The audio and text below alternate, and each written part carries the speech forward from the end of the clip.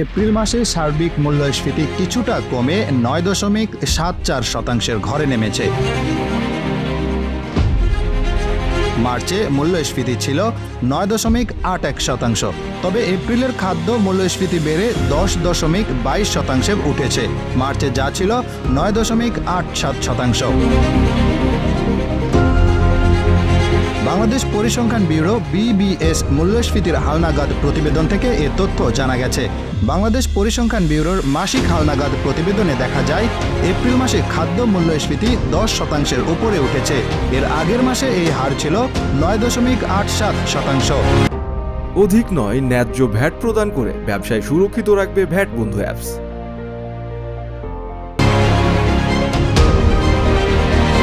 আগে গত বছরের নভেম্বর মাসে খাদ্য মূল্যস্ফীতি ছিল 10.76%, অর্থাৎ 4 মাস পর খাদ্য মূল্যস্ফীতি আবার 10% ছাড়ালো। তবে এপ্রিল মাসে খাদ্য বহির্ভূত মূল্যস্ফীতি কিছুটা কমেছে। গত মাসে এই হার ছিল 9.34%। মার্চ মাসে যা ছিল 9.64%।